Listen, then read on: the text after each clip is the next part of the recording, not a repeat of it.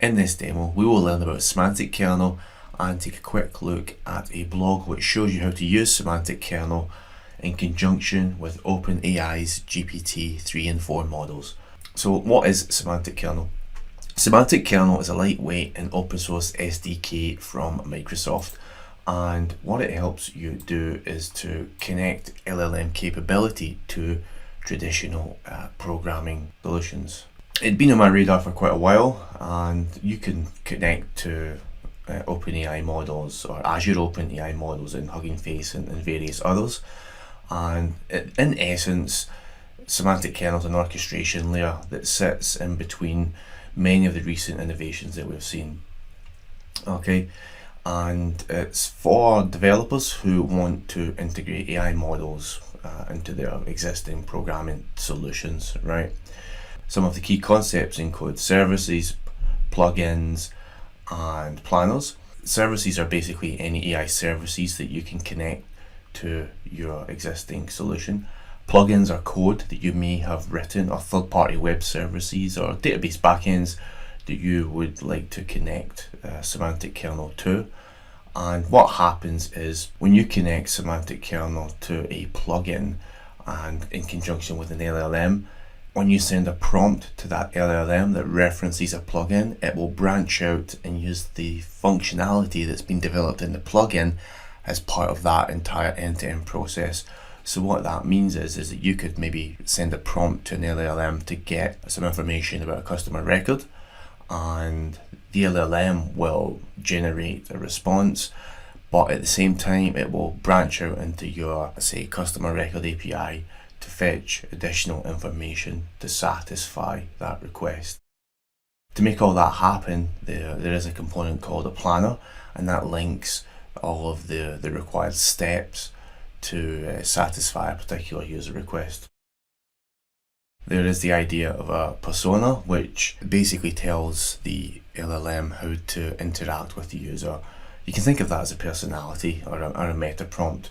I won't go into too much of the other aspects of the blog, because you can find out a little bit more about that by just visiting jamiemcguire.net and then searching for this first look piece with OpenAI. So what we'll do now is we'll jump out of the blog and into Visual Studio, and the blog has got an end-to-end run through of all of this code, but in essence, one of the first things that we do is we set up an instance of the kernel between lines 22 and 23, and then in line 25 we build that kernel. Just for additional context, this particular console application will simply ask the user to supply a request, at which point the application will send the request to the OpenAI chat completions endpoint and return the response.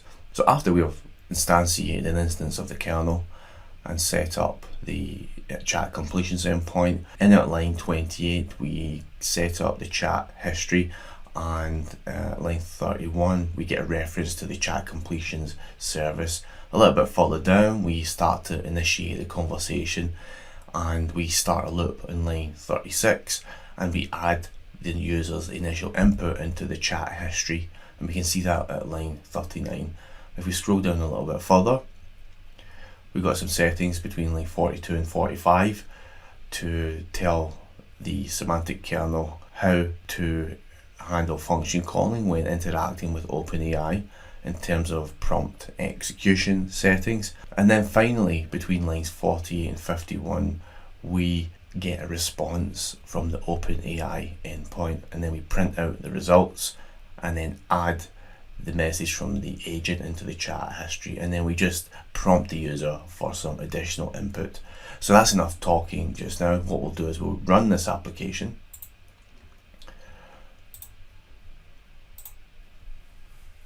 and what we'll see is a console application will spin up.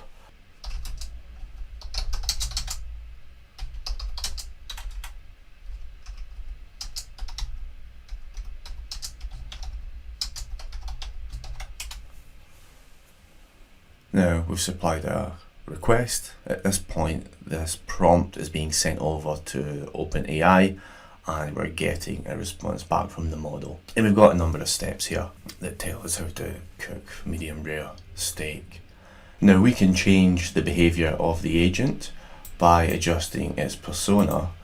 So that agent was very helpful. What we'll do now is we'll change the agent's behavior by adjusting the persona, and we can do that by setting the initial message in the chat history.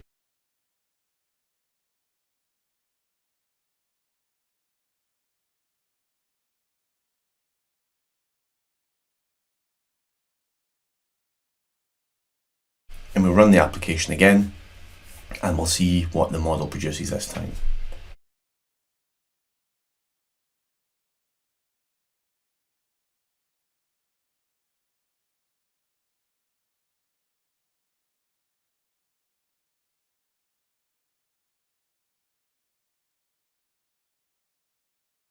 And there you go. We never got a list of steps. So what we've seen here is a very simple way that semantic kernel can be set up and connected to OpenAI.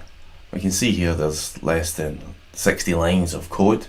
In reality, you would probably want to surface many other functionalities rather than just create a simple connection to the OpenAI endpoint. That might involve creating various types of logic based on particular user responses or particular types of intent being expressed by the human. In a future video and blog post, we'll see how this can be achieved by using specific types of prompt, such as native functions and prompt functions.